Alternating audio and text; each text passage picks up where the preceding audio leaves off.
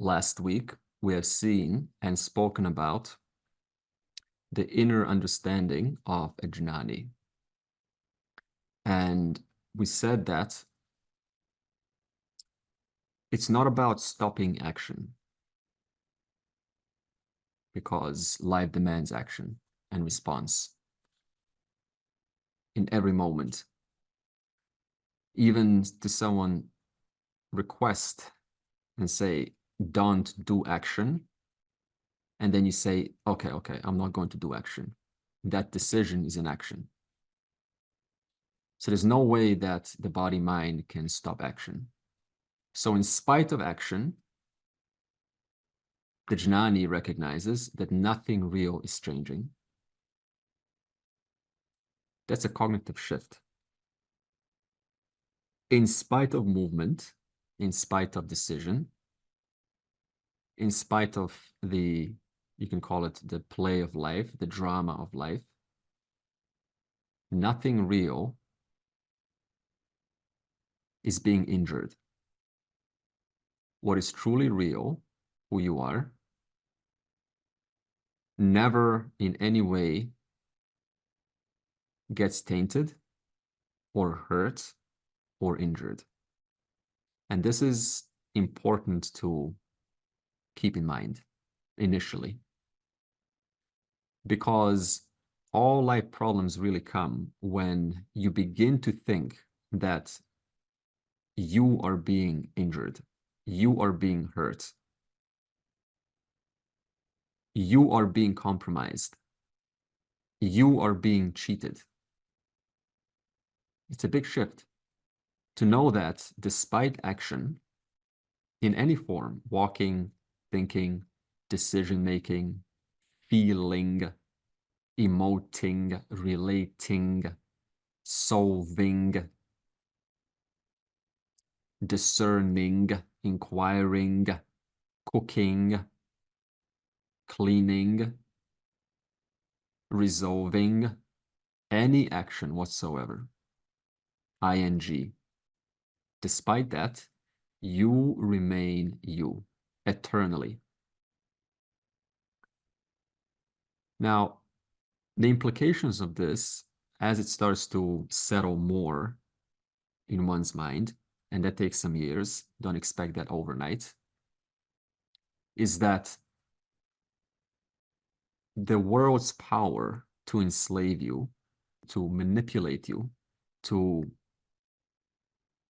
hurt you, to make you worried or concerned, that power diminishes more and more and more. This is how you know an actual transformation is happening in your life. This is how you know Vedanta is working.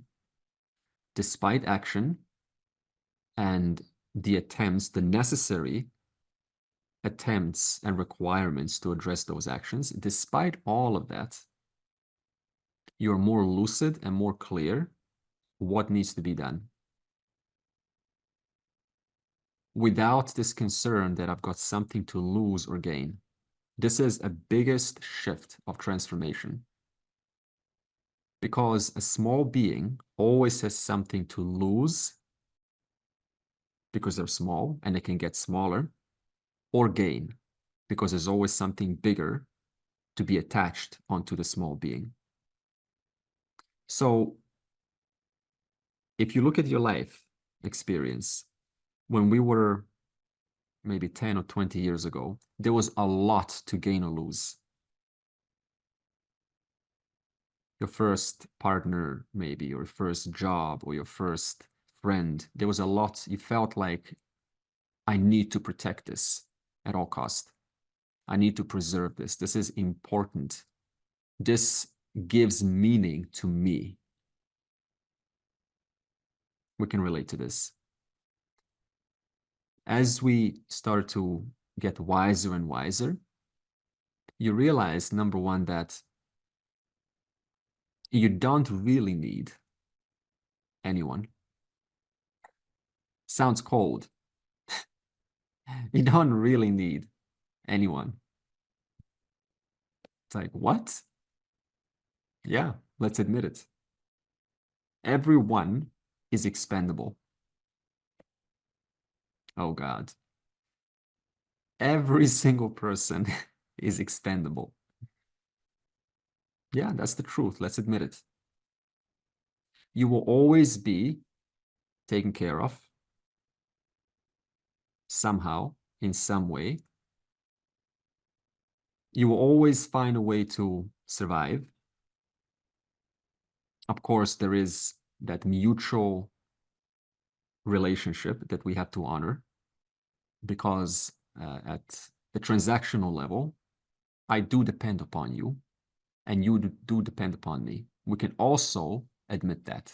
I do, and you do. Let's not pretend or engage in, this new age, I am so independent, I don't need you thing. This is not what we're saying. Every success you've ever attained was because of someone else, someone else's help, acknowledged or not. Every single reward or acclamation or achievement or accolade or self-recognition to be an accomplished person was a participation of many people connected to you. You're a nobody as a person without others. This is also a fact. So it's a balance. On one hand, everyone is expendable because my truth is that which is real, which cannot be damaged or hurt, is already full, whole, and complete. This was spoken of last week, my nature being consciousness. And due to your inquiry, that means an active process of thinking about this on and on and on, not just leaving it alone, but finding time to think in the light of the teaching in response to what's happening to your life. That's called self-inquiry. You come to see that this machine or instrument called the body and the mind, or we can call it the kartatva, the doer, is a superimposition on you, Atma. Now, we can, in a way, demonstrate this. For instance, notice how your thoughts are arising all day long. They are dissolving all day long. They are changing their texture, their mode all day long. Notice how a choice is formed. Choices are being formed. Decisions are being made. Actions are being done. Legs are moving. Lungs are expanding and contracting. Digestion is happening. Neurons are firing and wiring. Memories are producing images. There are emotions invoked, only to be replaced by enjoyments, a sense of enjoyment, a sense of concern. These are activities happening all day long, every single day, for our entire life. They're activities.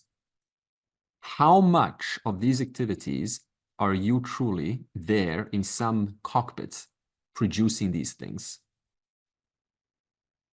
on a daily basis? Are you the controller and the selector and the chooser of which thoughts will just deliver, which mode of mind will produce? Are you in some cockpit doing that? No. If you were truly the karta, doer, then today I want us all to do this. We will now, since we're all kartas, okay, say today I will only have my mind only produce happy thoughts, exhilarating thoughts. Let's go. This is our challenge for today. This is our task for today. For the next 1 hour, forget all that. Let's just do 1 hour. For the next 1 hour, since I am the karta, only happy thoughts will be coming. That's it. I will be blissed out for the next 1 hour. Choose to be blissed out for the next 1 hour. Not possible. Equally, you can say for the next 1 hour, there will be no thoughts flowing through my mind. My mind will be frozen. It will be a state of equanimity. There will be no spikes in the mind. Do that for 1 hour. That's an instruction since you're the doer, and watch whether your mind even follows. It won't. It won't because you were never the doer. You were never the decider. You were never the decision maker. You were never the chooser. You were never the mover of your brain chemistry and digestion and lungs and emotions. They just keep coming of their own accord, according to your past, according to the past causes that is attached to one body called your body. According to that, that is what your body does. It moves, and the software called the mind responds. Therefore, in your mere knowing presence, these activities take place.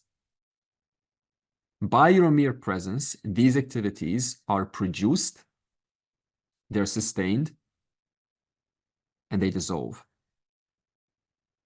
That's all you are, just the illuminator, the revealer, the knower of these activities that of themselves are being done, produced, chosen, selected. You were never the decider of the thoughts belonging to your mind or to the body. You are the illuminator of that instrument, producing those phenomena all lifelong. This is the understanding of a jnani. Despite action belonging to the field, to the mind and body, let actions be done according to the talents and strengths and weaknesses, but I understand my true nature is that which never acts or moves or makes a decision. Knowing this, what do you think would be the consequence of coming to deeply ascertain this understanding? Despite actions, I remain the non-doer. Despite actions, I never get hurt. Nothing can injure me. No one can ever do anything harmful to me. No one can ever take anything away from me. No one can ever give me something. What do you think are the implications in reference to the kind of decisions or the qualitativeness of decisions you could make now? As opposed to, I have something to lose. I have something to gain. I fear losing you. I fear of you abandoning me.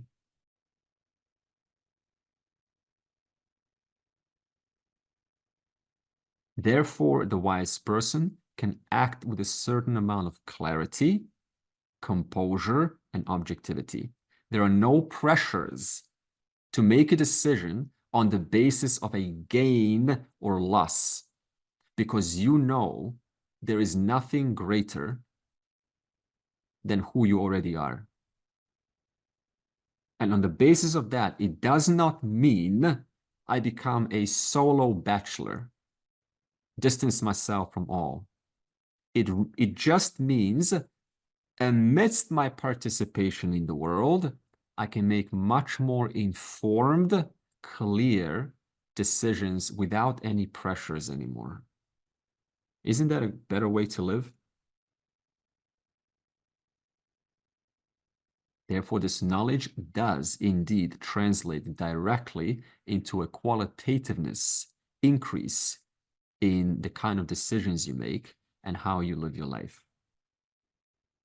Okay, so this was verse 18, section 1, where Krishna said, Karmanya karma yaha pashed akarmanicha karma yaha sabuddhiman manusheshu sayukta kritsna karma krita.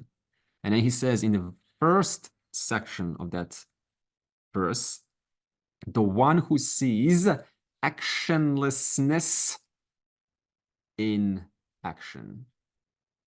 This inquiry is complete. Now we move on to and action in actionlessness. This is part 2 of verse 18, which we will now commence. Here, what Krishna says is you have to include a few fillers here to make sense of this statement, because it's confusing to say the jnani sees action in actionlessness. What does this mean? The way that you make this clear is you say the jnani, the wise person, sees action in so-called actionlessness as practiced by those ajnanis. What does this mean? In other words, the ajnanis, those who think that by merely not doing anything, they think that I am thus a man or a woman of inaction, are still in delusion. For instance, for the doer, for the ahamkara, the ego, to make a claim that I am now going to do nothing, I am not going to do anything. Who's still making that claim? The ahamkara. Therefore, the jnani sees action in so-called actionlessness. So what he says is that early spiritual seekers will fall for this. I have certainly. Where they will start to become like a solo bachelor, or simplify their life, or they will engage in all-day meditation. And by that, their mind will become extremely sattvic and their lifestyle simplified. And then they will say, I am the actionless one. My nature is actionless. I don't act. I act very little. I don't think because my nature is that. And this can become destructive because by not acting, you don't learn. By not learning, you don't expose your flaws. By not exposing your flaws, they keep on ruminating in the background and therefore suppressing the story that I need to see in order to lift the veil and see the truth. Thus, doing non-action, like physically not moving the arm, physically not thinking, physically simplifying one's life, physically being single in the name of being actionless, still makes you a karta. And thus, one engages in self-deception. Again, the experiment is very simple. I want you to sit still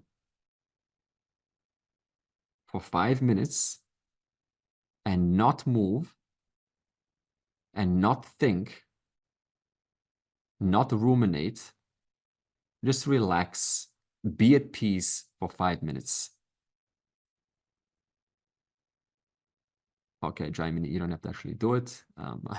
Just uh, hypothetically speaking, right? You can do it after the class, but thank you for the enthusiasm. Okay, so do that and then honestly report your result. Because if you do it for 1 hour or 5 minutes, results will be predictable. And you will find it's a struggle to not do. There was a constant decision maker, the one who says, no, stop. No, don't think. The instruction was don't think. No, why are you thinking? No, I'm thinking about not thinking. Oh no, or even oh no is thinking. Now you go into a loop. Thus, it is pointless to try to suppress an instrument called the mind, which is made to move, to think, to ruminate. It's pointless. It's supposed to think and ruminate. So the real problems come is when you think the mind is supposed to be peaceful all day long. It can be relatively more peaceful, but it will never be perfectly peaceful. And one needs to simply accept this because the nature of the mind is not to be at peace. The nature of the mind is to respond to the environment. It's simple as that. And especially by the lifestyle that you live, depending upon that, it must attend to work environments and family members and so on. So therefore, suppressing the mind is what Krishna here says, the unwise person sees some benefit in not acting. He puts it, he sees action in actionlessness. But we say it is not beneficial to you because you're just suppressing those stories. Okay? So both action and withdrawal of action, action outwards action that you put out, that you give to someone, that you go out and do something, that's called pravrti. And nivrti, here it's withdrawal. So we're talking about nivrti actions, those of non-participation. It's always done by the one who participates, the ahamkara. Therefore, to make your life merely a one of quietude, solitude, as important as it is, that alone is not enough to help you realize your nature. Because realizing your nature is not about stopping an action, which is done by an instrument whose job is to act. The real work is recognizing, despite action, I remain free of such, because my nature as consciousness is untainted. And thus, the jnani, what do they see? They no longer see this era where in the world I was acting, and now I come into the spiritual world, and the actions, I simply attach an adjective. I call them non-actions. So onto an action, I attached non, and then I fly with that. That's not good enough. That's still an action done by the ahamkara. Therefore, the wise person, again, recognizes, despite this karta, doer, thinker, emoter, walker, inquirer, crier, etc., despite their presence, you remain you, no matter what. For instance, at a level of the wave in the ocean, lots of action is happening. The wave is crashing and it's peaking all day long because the nature of the wave in the ocean is to do that as long as it's alive, suppose 80 years. It crashes and it peaks, crashes and it peaks. But at the level of the H2O, is the H2O crashing and peaking? No. H2O always remains H2O. Now, these examples sometimes tend to force the mind to now imagine there's something inside me that is like H2O that is not moving. What is happening there? What is doing that process of now imagining, trying to find some kind of consciousness inside the mind? The mind is.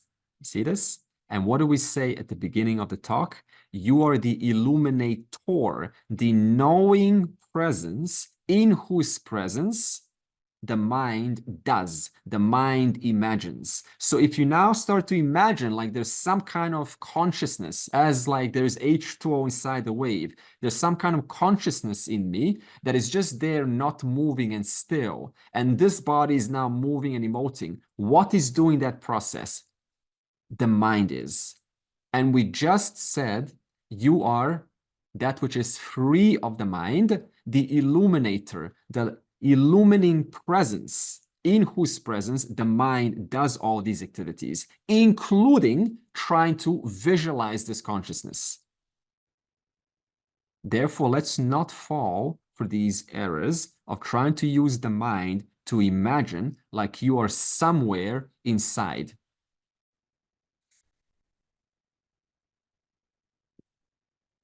Knowing this, the verse continues and it says that Jnani or Jnanini has done everything that is to be done.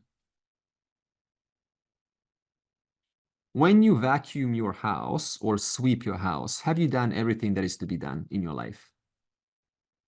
No. When you have come back from work, have you done everything all there is to be done? No. Tomorrow I have to go back. When you have finally landed at that airport and you can begin your oh so wonderful vacation, all planned out, and you come back home, having seen all the sceneries, camera filled up with panoramic views, have you done all there is to be done? No matter what I say, the answer will always be no. And yet here it says that Jnani has done everything that is to be done. That means when you discover your nature as the non-doer, as the non-enjoyer, because the enjoyment is at the level of the mind. The mind's job is to produce pleasure, and that's what we call enjoyer.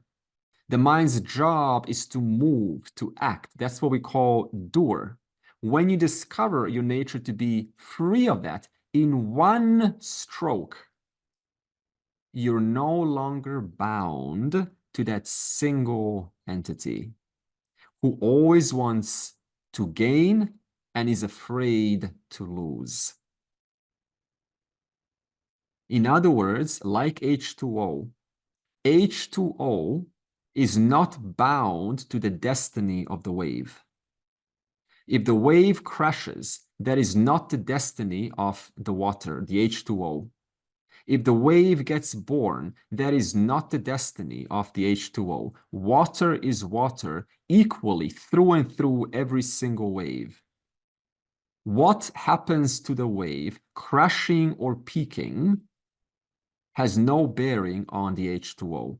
In that same manner, when you understand your nature to be not bound to this individual that's very familiar to you, called your name, then at once you are freed from all things that this individual is yet to accomplish.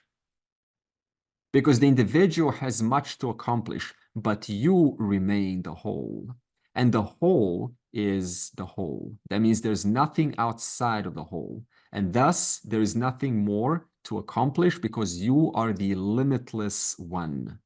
Because you have shifted your identity to be as good as this single doing, enjoying, body, mind, sense complex into that which is the substrate, the kutastha of all things, which is already accomplished, which is already the whole thing at once. And thereby, how can you have more if you are the whole?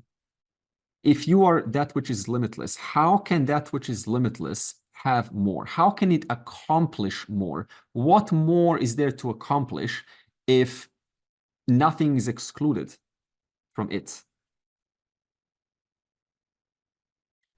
And therefore, that individual, that jnani, let's not call it individual, the jnani, there's no sense of pride. If you are the whole, how can you have pride and say, I have figured it out? Because isn't pride always in reference to something else? Hey, I have this and you don't. I have accomplished this and you have not. How can you have pride if you understand that all that is here is one without a second? The whole world is me, but I am not the world. So what am I comparing myself to have pride? Therefore, if you ever want a guaranteed test to know whether the person's fooling themselves or if they are truly humbled by this knowledge, it's very simple. If you have understood the knowledge, there is 0.0% pride. Because pride implies there is still a single individual in this world, like a single wave, who has now figured out that it is water. But there is only water in the ocean. So to what is the wave going to compare itself to and feel a sense of pride? It makes no sense. As for sukham and dukkham, pain and pleasure, that does continue at the level of the body, and the senses do degrade, your eyesight does diminish, your hearing does diminish, but I remain that which cannot ever be hurt or injured or subject to decline or death or diminishment or increase. Therefore, you can start to see the composure that this knowledge starts to give you. It's like a shock absorber against life's inevitable decay and decline. How can this knowledge not be of use? I've always had some difficulty with the knower when it relates to Brahman. I've got no difficulty with the illuminator. I think that's simple. But the problem with the knower for me is like I only know what I know because I have a mind, and that's how I know what I know. Now, Brahman doesn't have a mind. I know where you're going with this, yeah. Yeah. Okay, simple. So the word knower, we're not talking about in Sanskrit pramata or jnata or drashta. Pramata in Sanskrit, or the word knower, to one that you're confused against, is a relative mind, the mind that cognizes objects, such as cup. Okay, so the mind is now cognizing this cup. So that makes that mind the cognizer or the knower. Now, if I remove this cup, then the mind no longer knows or cognizes the cup. I'm not speaking of that kind of knower. I'm talking what in Sanskrit is called the alupta drik. Alupta drik. And this knower is as in your words, you said the illuminator, which illumines the presence and the absence of the cup, the presence of a thought and the absence of a thought. So the word drik here is seer. See, even the word seer, again, you can say, well, I've got problems with seer, I've got problems with knower, I've got problems with every word, right? So you have to define the words. So, but therefore it's qualified by the word alupta. So what seer it is the unbroken alupta, uninterrupted drik, unbroken seer. That means it is the unbroken presence, the uninterrupted consciousness in whose presence the mind comes to cognize or know about this, and now no such thing is in the mind. Therefore, summary, how do you resolve this where you have a problem with the word knower? I'm not talking about the ego or the the one who knows and feels, right? I know science. I am so intelligent. I know chemistry. I'm so smart. And then tomorrow, that knower, that so-called knower, compares themselves to someone who's got 5 more years of experience, and now they feel small. Like, I feel small. I'm no longer that knower, that proud knower. We're not speaking of that knower. We're speaking of the illuminator, the witnessing presence, consciousness. How is that for you now? Yeah, that's fine. That's kind of what I suspected. I just wanted to kind of clarify. So it basically means, because you also said while you're talking there that I enjoy my life, Leo enjoys his life. It doesn't mean that Brahma enjoys my life and Andre's life, and it's not black and white like that.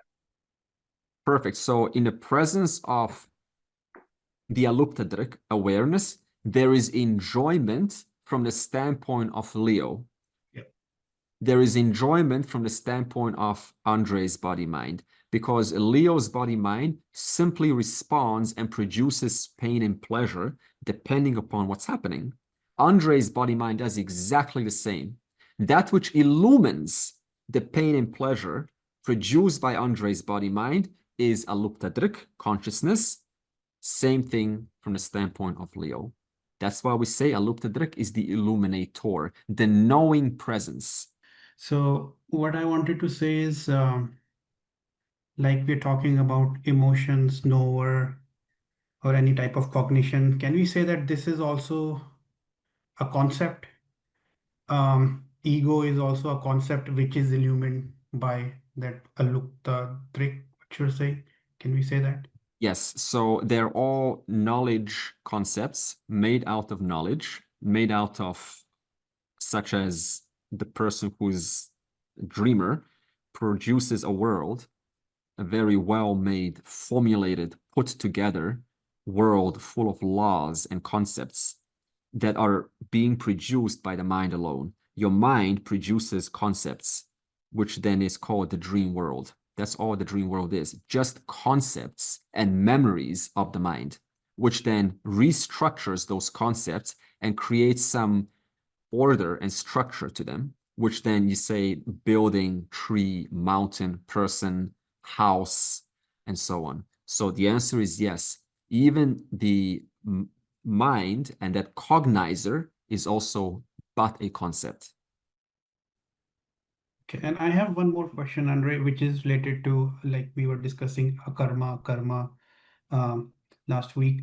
So what is karma? Is it, how can we define it? Is it when there is a will involved, or any involuntary action like, moving your eyelids or your heart beating? If we say karma is motion, then I can consider like involuntary actions also a karma. But if I say will-based actions are karma, then only I have to ignore involuntary actions, activities in my body, right? The So is word, there like, yeah. the word karma can refer to voluntary actions, involuntary actions. The word karma refers to the instrument that performs the karma, specifically the body-mind sense complex. So the word karma always in the category of body-mind, anatma. And the word akarma is the category of aluptadrik, or consciousness. Now, whether that karma is done voluntarily, involuntarily, by the act of free will, automatically, spontaneously, it doesn't matter. That's all just phenomena within the category of body and mind. So the reason why those two words were provided is just to discern and make your buddhi recognize that even the buddhi that's asking this very question is karta, which does karma. And the illuminating presence, because of which this buddhi is known to be producing this question and answering, is the akarta, which is of the nature of the akarma, doesn't act. Then can we say in deep sleep, then who are we? Are we, there is no karta, there is no doer. Correct. There is there is akarta, which is your mind. Like would I be doing any when I'm sleeping and when I'm in deep sleep, can I say I'm doing any karma? Like involuntary activities in the bodies are happening, but there is no doer attached to that. In deep sleep, the body is resting, the mind is resting, therefore karma is not functional during deep sleep. But the akarta, the non-doer, is still there, present, and that is your nature as consciousness or awareness. Therefore, once again, during deep sleep, what remains? The akarta, the non-doer, which is just another name for saying consciousness or awareness or aluk-tadrik. And what is resolved or what is on pause during deep sleep? The karta, the doer. That's why there's no thinking. That's why there's no emoting. That's why there's no contemplating during deep sleep, because the doer is chilling out, taking a nap. So then in deep sleep, I become actionless in that sense, because In there's deep no sleep, doer. in deep sleep, you are as actionless as you are actionless right now in this moment. Because that which is actionless is the illuminator of action and kartum shakyam, akartum shakyam, anyatha kartum shakyam. I do action, I don't do action, which is not really not doing action. It is just passively listening to you and not really doing anything, but it's still an action, isn't it? And anyatha kartum shakyam, doing something differently, not deciding to eat, but going to exercise. So any kind of so-called inaction is still an action. The true actionlessness belongs to you, the illuminating presence, the knowing presence. Therefore, once again, I picked up something very important. You are equally now the akarta as you are the akarta during deep sleep. Because deep sleep is just a series of, it's a mode, it's a state of mind. Waking is a state of mind or a state of experience, you can say. Deep sleep is a state of experience. So there's an action there. It's a karta. It's a karta at the level of the collective. It's Ishwara's collective action, which just sort of puts experience down. No experience is happening. So that's Ishwara's karta. Right now, Ishwara's karta, or action, or mode of experience, is the waking state, where a lot of small actions happening. But who are you? The presence in whose presence all actions in the waking state are illumined, are revealed, are known to be taking place, and during deep sleep. You are equally that illuminating presence, because of which you can say, what was there during sleep? And then we say there was nothing during deep sleep. That means I illumined nothing during deep sleep. In my presence during deep sleep, what was illumined? Nothing. In my presence, what was illumined during a deep meditation? Nothing. In my presence, what is illumined during the waking state? Lots of things. Drama. Therefore, your nature is the simple illuminator, the knowing presence, because of which actions, absence of actions, are known to be taking place. Thanks. Thank you, Andrew. I was just thinking when you were saying all that, that even in deep sleep, even though the mind is not knowing what's going on, you still got cell division continuing, kidney function, liver function, the heart's beating, the prana's still there, sleep apnea. So you might wake spontaneously from some sleeping disorder. There's still lots going on in inaction, even though it appears to be seemingly actionless. So I always try and think of things like that as well. That's brilliant. There's a lot going on. There's millions of things going on, even if you're not aware of them, because your mind is not functioning at the time. So even the apparent actionlessness, Mm. even that is not truly actionless, because it seems like nothing is happening during deep sleep, but so many things are happening during deep sleep. Therefore, there is no possibility that you can ever apply the word true actionlessness to anything in the waking, in the dream, and even in deep sleep, because deep sleep is so much action at the level of the prana and the mind and cell repair and cell division. Therefore, the only true actionlessness can apply to that which is formless. Sorry. So the only thing which is confusing me here is because in deep sleep there is no doer. So even if so much action is happening, but there's no doer attached to it. Isn't it like it's the same thing where you nullify your doership, but you still do action, and if cognitively you have understood and you nullified your doership, then you are like a Gyani. Then in that, if I take that thing into consideration, then in deep sleep, if my doership is not there, then even if a lot of action is happening at the body level, prana level, there is no doer attached to those activities. So in that sense, there is no activity diffuse. That's what I'm trying to contemplate on. Okay. So there is action at the level of the body, prana, which is governed by Ishvara's laws. Right. But what's suppressed or what's taking a pause is a sense of doership, the Right. jivahud, right? The person who thinks that I am moving my arms. But those arms are moving of their own accord anyway, such as during dream. You have a,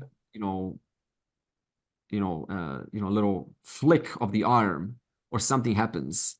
And it happens of its own accord. So the body is always being a doer of its own accord.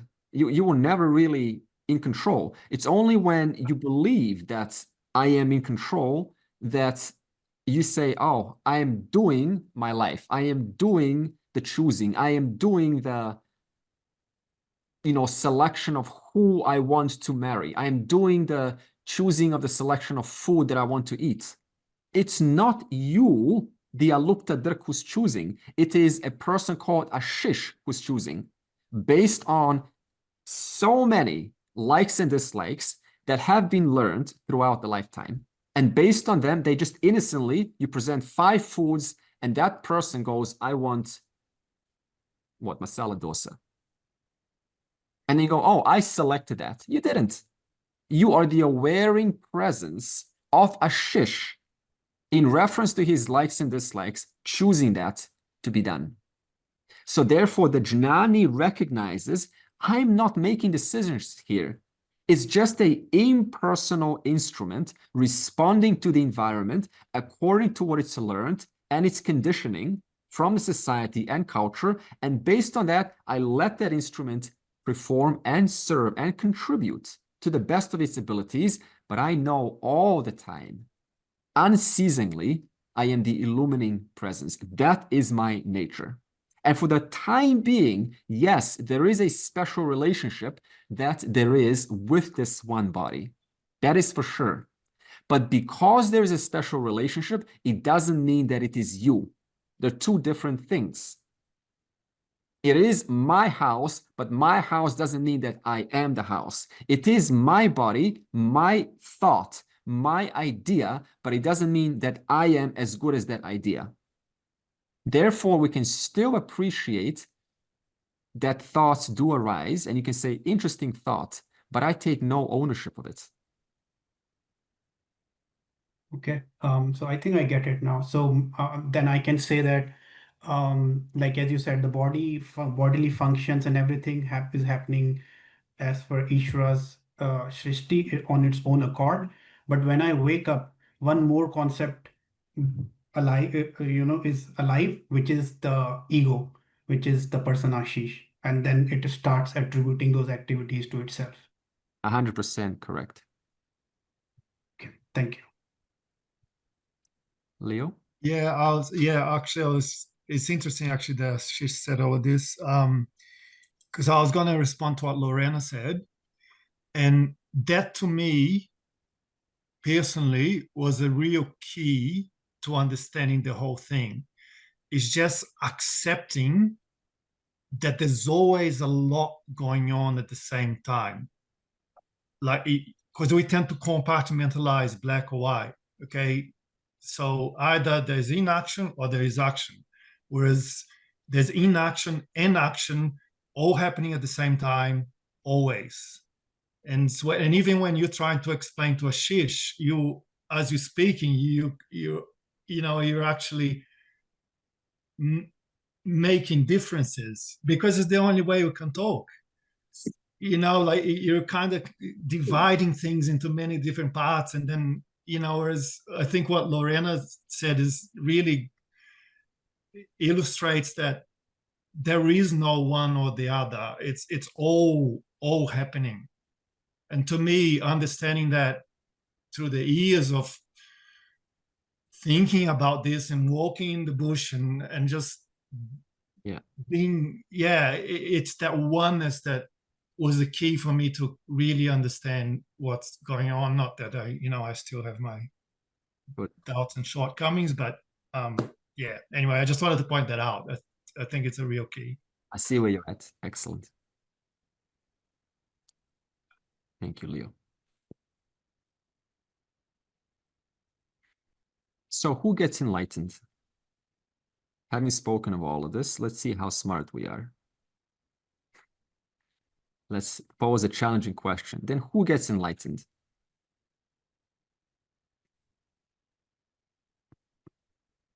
Tough question.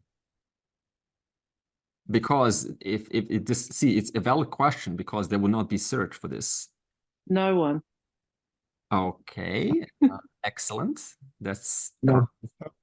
There are two things. One is Jad, like insentient, or what do we call it? Satya Mithya, right? Mithya cannot be enlightened. It's Jad. It's not sentient.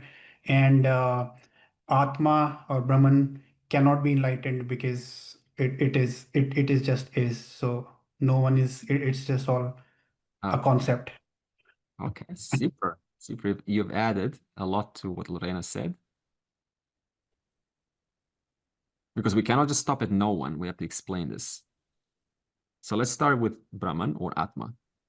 Can Atma get enlightened? No. Pankaj, do you want to say?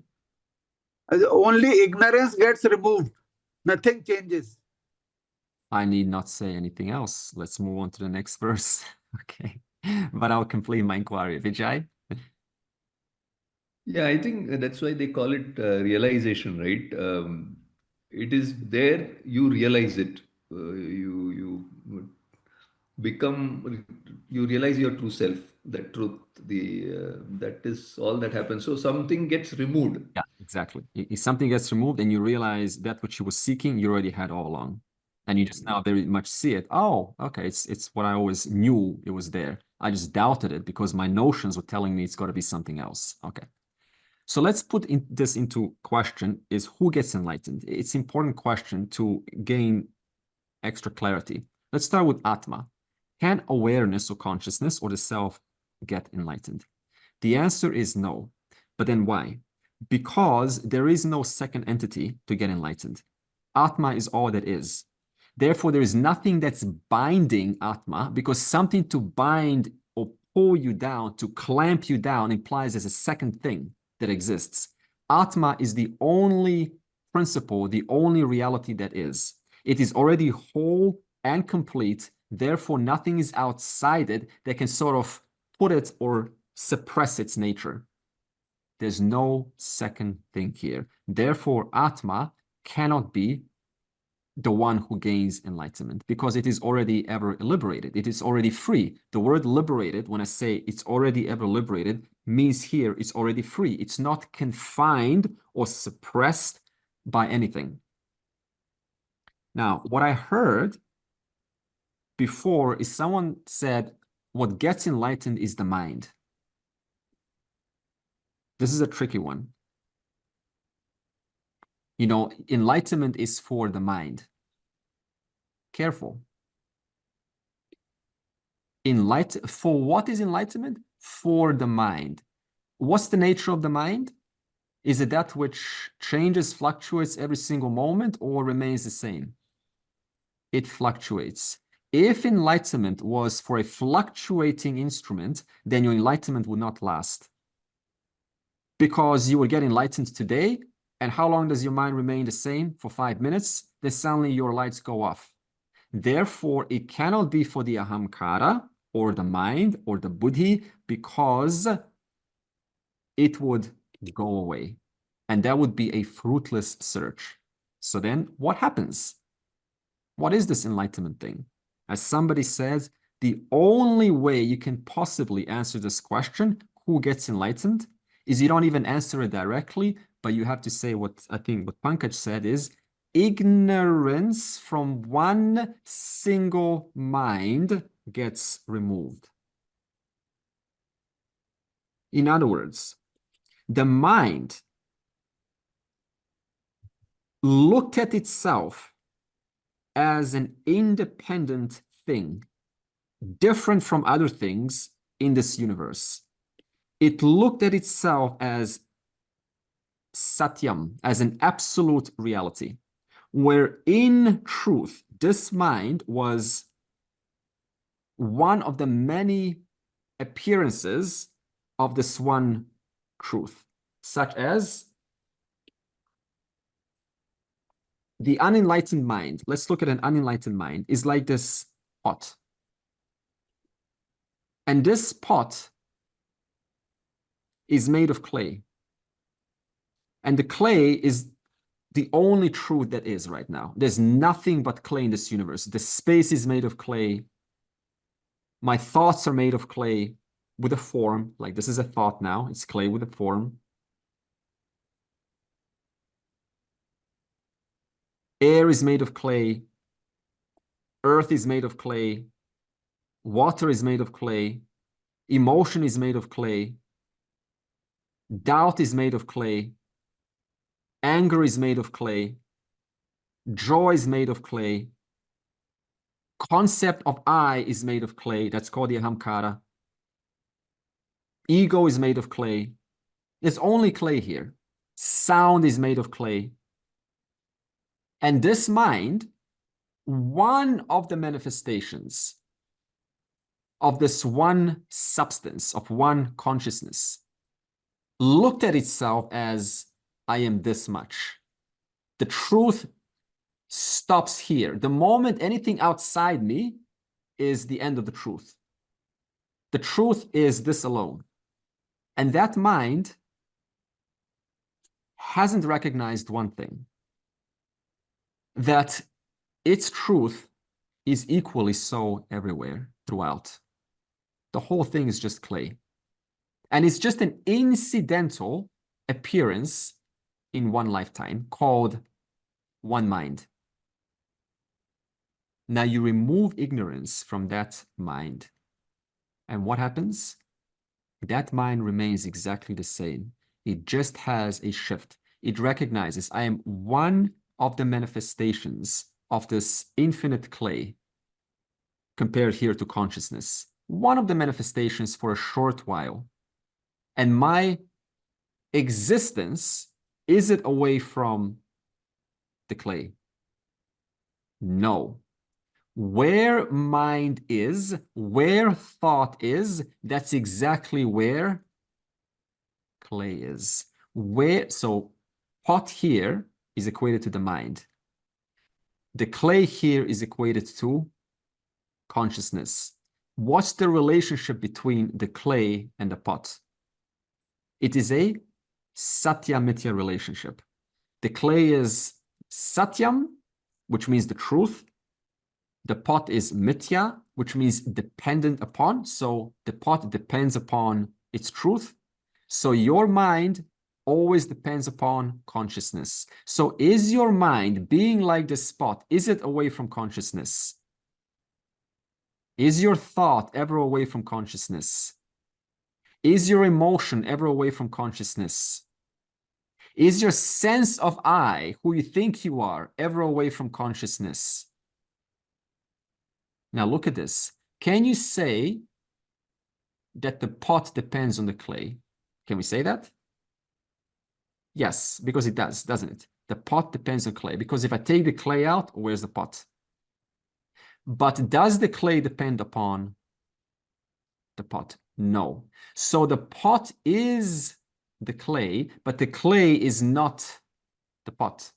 The mind is consciousness, but consciousness, that which is the knowing presence, the aluptadrik, is not the mind. Therefore, what is enlightenment? I come to see that despite the mind, despite the thoughts, despite the feelings, they are never away from consciousness. That consciousness is always known to me as that which is uninterrupted, as just consciousness, as I am in every thought. That is the substance of every thought. Therefore, when you remove ignorance, this mind no longer, this mind recognizes its own truth to be awareness.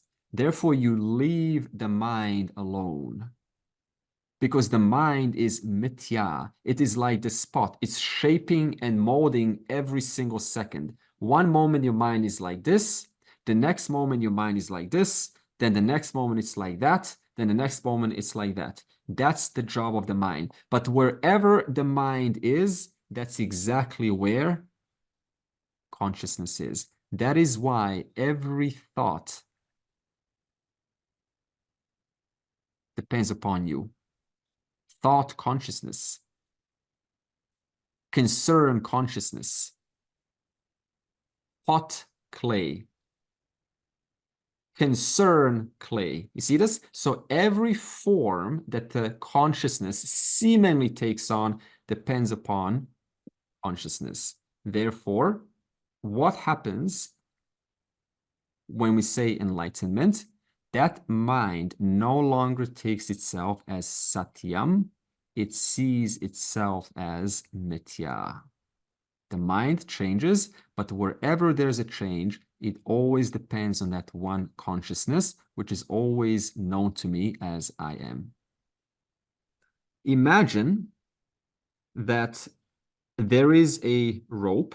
I know this rope snake example is used many times. Let's have a beginner's mind as we're if hearing it for the first time again. Imagine that somebody sees the rope clearly as a rope, but you do not see it as it truly is. You see it as a snake. So for one mind, what's seen is a snake. For the mind that truly sees, it sees a rope. Okay. Now, here's a question for you. Has the snake ever appeared? Has the snake truly ever appeared? Remember, you see a snake. Somebody else doesn't see a snake. The one who sees properly, they do not see a snake. You see a snake on that rope, in the place of that rope. So my question to you is, has the snake truly ever appeared? No. Has the rope ever been displaced by the snake? No. The rope always remained the rope. The snake appeared because my knowledge of the rope was incomplete. So because I don't have the full knowledge of the rope, my mind fills in the blanks. It approximates and it says, it kind of looks like a snake. So therefore it superimposes its own, out of its own ignorance of the rope, it superimposes or it projects a snake because of its own ignorance. Nobody else has that ignorance. One mind alone has that ignorance. So now, what happens when that snake goes away? Do you gain the rope for the first time? Do you see the rope for the first time? When the snake goes away, when that correction gets corrected, do you see the rope for the first time? What do you think? It depends. Careful. The snake I never. think that you recognize that it was there all along, but you already saw it. You just didn't know it to be that. Yeah, excellent. So you must have already seen the rope. If you didn't see the rope, if it was completely out of your sight, you would have never seen the snake. So you must have seen the rope, but not completely in order to see it other than what it is. Therefore, you didn't have total ignorance of the rope, but it was partial ignorance of the rope. Just enough to be able to superimpose over something that it's not. The rope was there all along. When the snake got removed, what happened? Simply one notion that was causing me to project that which the rope is not. That notion got removed, and my projection, and thus my interpretation of this reality called the rope, at once collapsed. And instantly, my relationship to the very same substratum got changed. A moment ago, I was only dealing with the rope, though I saw a snake, and so I was mistreating the rope. I was saying the rope doesn't exist. The rope is somewhere else. You go and take your rope elsewhere. There's nowhere rope around here. The next moment, the notion got collapsed, and what happened? Immediately, the idea of the rope being away at once collapsed. I recognize now the rope always was, but my own idea, misapprehension, misnomer caused my mind to see a snake. In that sense, it means the snake was never there to begin with. It was there for you. It was not there for someone else. In that same way, the mind was never there to begin with. You believed that your mind, that you as an individual existed. There was a single individual who existed, who had its own individual life. That one was like this pot. Just one of the manifestations whose truth all the time was but the clay. Not knowing the true nature of the clay, I could, out of my own ignorance of the true nature of the clay, saw myself as a clay plus a pot. Clay who's undergoing changes, clay who's undergoing pain, clay who's undergoing smallness, clay which is undergoing drama. In the stage of ignorance, my body and mind is I, and I am my body and mind. That's ignorance. Let me say that again, important. What is ignorance? What is a state of ignorance? Body and mind is I, and I am my body and mind. The pot is clay and the clay is pot. That's ignorance. What is knowledge? Body and mind is I, but I am not the body and mind. The pot is the clay, but the clay is not the pot. One notion, ignorance gone. The pot remains, the body-mind remains, the life remains, just understanding of I changes. That's it.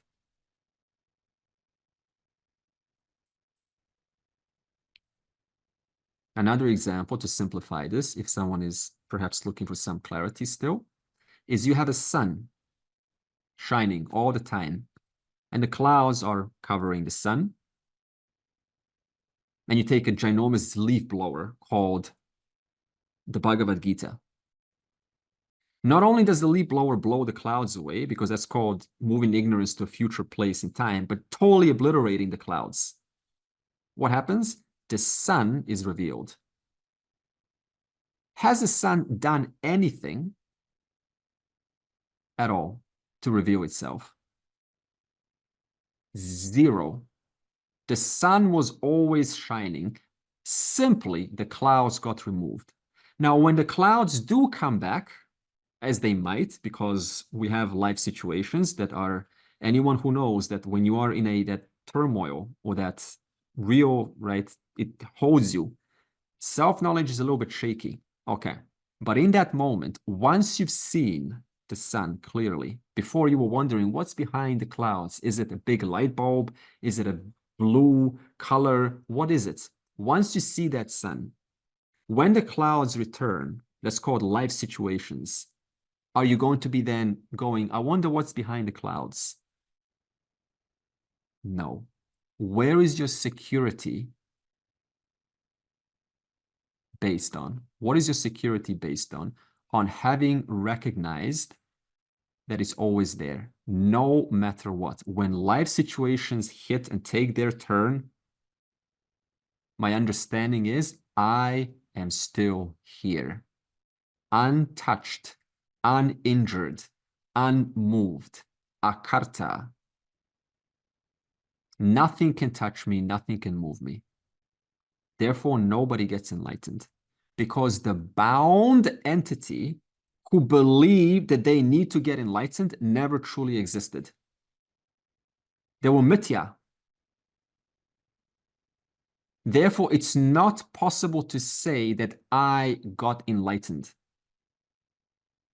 It's like saying the pot got enlightened. It's still taking its reality as a single being. All you can say is ignorance got removed that was making me think that I am as good as this, when in truth, I am the whole universe. The whole universe is made out of me, the clay, but I, the clay, am free of the whole universe of forms. Cannot say that I got enlightened, because then you're saying that you are one individual different from others. But enlightenment really is the recognition that there is only one here. There's no comparison where I am enlightened and you are not enlightened. Just the recognition. All that is here is one. That's it. I'm just a little bit confused. So you said, I am not the body and the mind, but the body and what was it? The body and mind Is me. is me. I'm not the body and mind. Okay, so Or the clay here is the I. So the clay is not the pot, because if the pot breaks, the clay remains. But the pot is nothing but the clay. There is no pot here. It's actually just clay.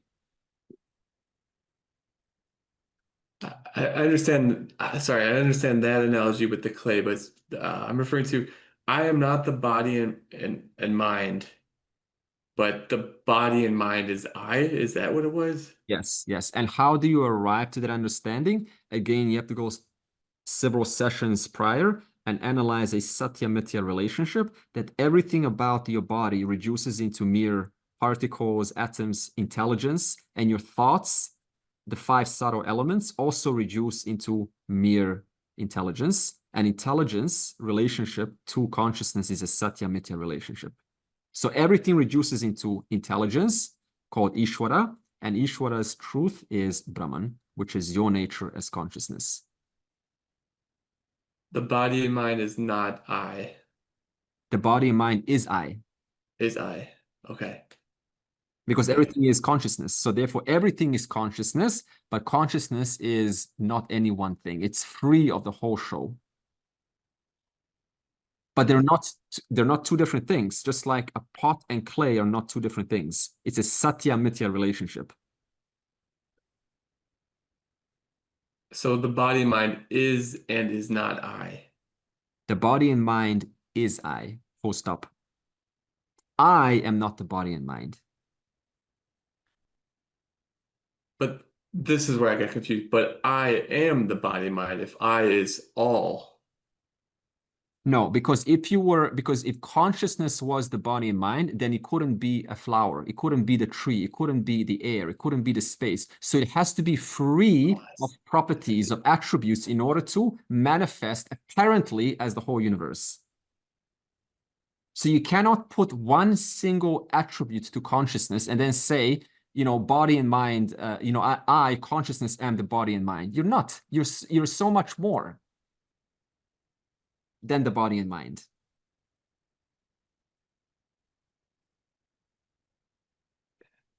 I know, I can see the whole thought process going on. Good.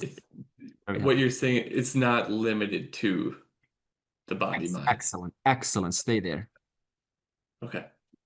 I love Thank it. you. Thank you very much for your inquiry. Andre, how does one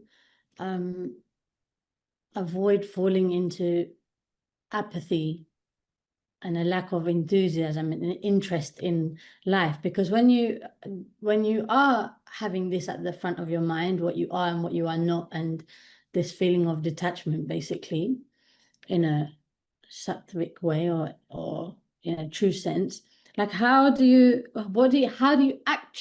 practice do you do in order to not fall into, I don't need to do anything, there's nothing to do?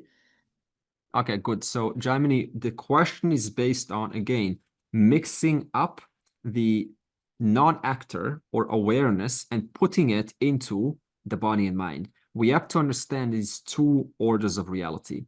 At a level of awareness, it has always been true. And it's also equally true now. And there was a person called Jaimini who had enthusiasm. All that's happening now is you recognize that awareness I was always in touch with. It was always there. But that very person who recognizes that still has desires, still has a life plan, a goal to work itself through. And it will continue to work itself through.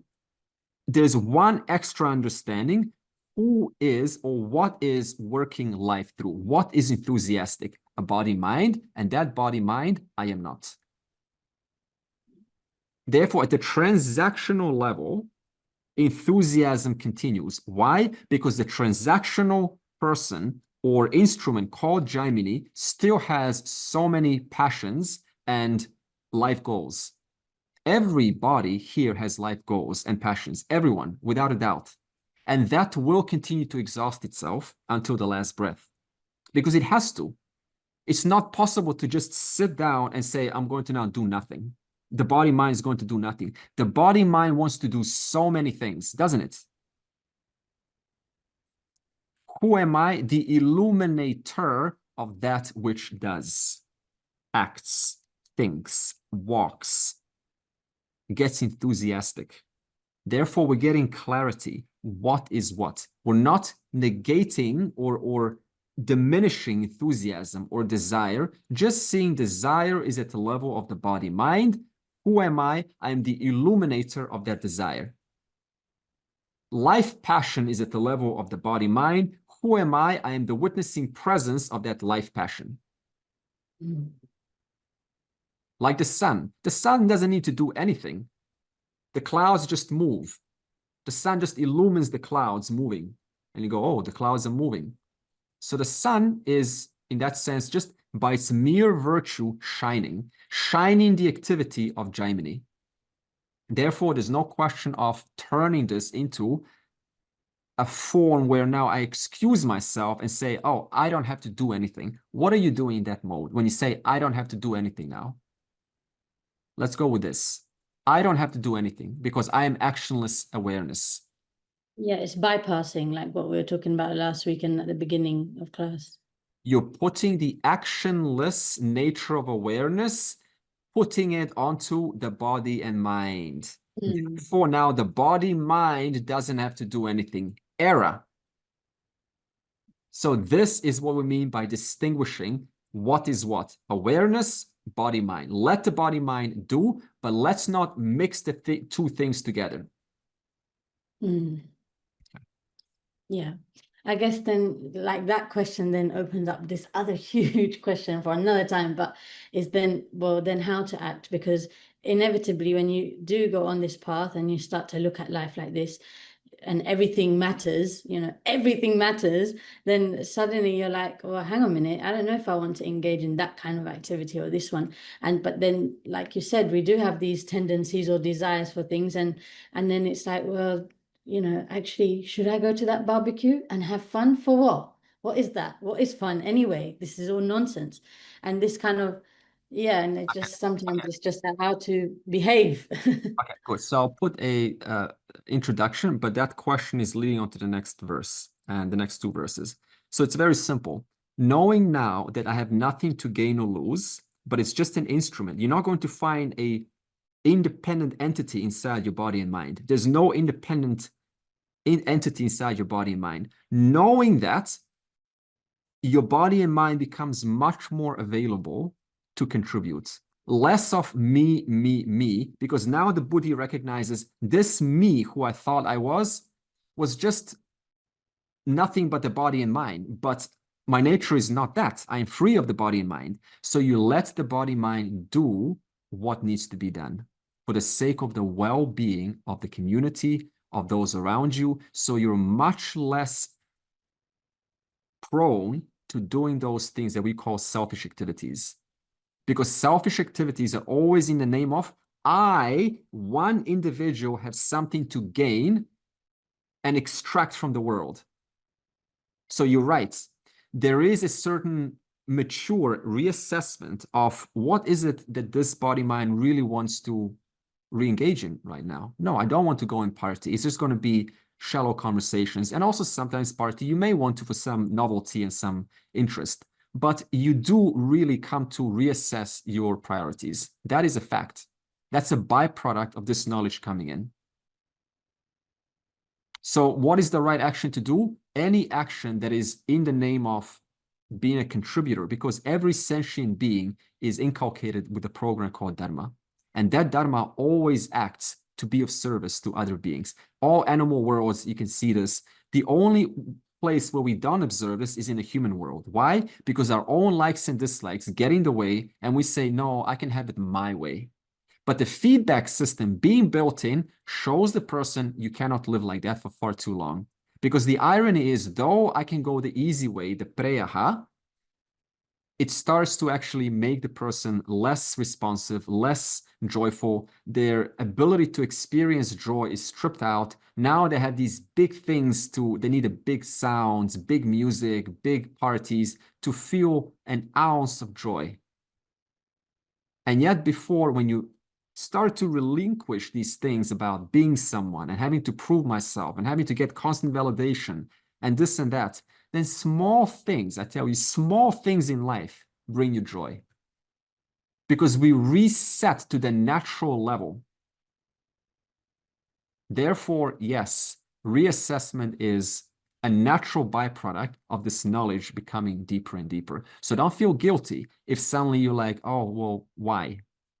That's a valid question. Why? Yeah, exactly. Why? That's a thinker. And therefore, your life becomes so much more focused and precise, and in the name of being of service to yourself and to others, of course. Andre, so I have a question for the prior topic about enlightenment. So would you be able to explain it in terms of like subtle body, causal body? When you said mind, ignorance goes away from the mind, it means ignorance goes away from the subtle body. Then what really happens after you die? What happens to the subtle body and the causal body? Like, I'm just trying to Got the question. make up that thing in my mind. Yeah. The subtle body and the causal body was never yours to begin with. Yes. You see, so what happens? I don't know, it doesn't really matter. They're just forms, like many other, like what happens to the tree? It's like asking the question, Andre, what happens to the tree outside my house after, there's death? I don't know, it dies, something happens to it. Subtle body is also made of the same stuff that the tree is made of. So what happens to it? It just, resolves into the 5 elements. But the the awareful presence do not come back and open eyes and go, oh, there's another body. Because the whole connection is severed to that one who has this karma, who has this body, who has this identity issue associated with one form. That knowledge has removed that notion. The knowledge has removed the notion that I'm as good as an individual. Therefore, I never continue to exist anymore as one single individual, because knowledge has destroyed, removed that idea. That idea was never true. Therefore, after enlightenment, what happens? You are exactly what you are right now. There's no change. But don't think it's going to be darkness. It's going to be blackness, because then no one wants enlightenment. Hey, after we drop the body, there's just blankness. No, I am the whole. Yeah, Andre, two things. One is something what Jaimani was saying. So there comes, because all that we are doing as karma yoga and all is to purify the mind. So at some point when the mind is very pure, obviously a lot of interest in the world starts to slowly go away. All those desires which were there in initial stages somehow doesn't seem to make sense. This happens at some stage, I guess. So that is because that purity of the mind is what is revealing that self to you. So you're getting in touch with that consciousness, awareness, because the mind is becoming pure and less of the world is affecting the mind. Would that be the right thing to say? Correct. Correct. It's because less likely desires, binding desires that I have something to gain or lose, that starts to reduce. And of course, you become more available to, to be of service. And does this means, I don't know, I'm just asking, the more the thoughts of the world, that much more you are disconnected from yourself. Is that also right to say? Yeah, because it's more veils, you can say, so there's a nice kind of correlation there. The less, see, thoughts, they're never going to go away. The qualitativeness of the thoughts changes. So you could say that a thought of, I want to be popular, to be seen, it's kind of a very thick thought. But then, I want to help out. That thought is also a thought, but it's much more keeping with the harmony. And that thought makes your mind much more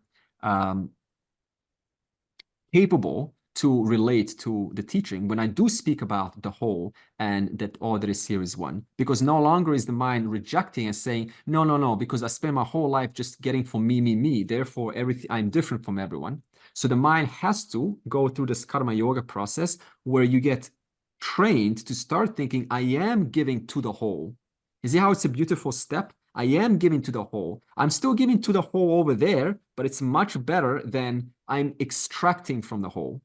So now when that mind comes to Vedanta, it is able to be friendly with and non-hostile to the teachings. There's no hostility.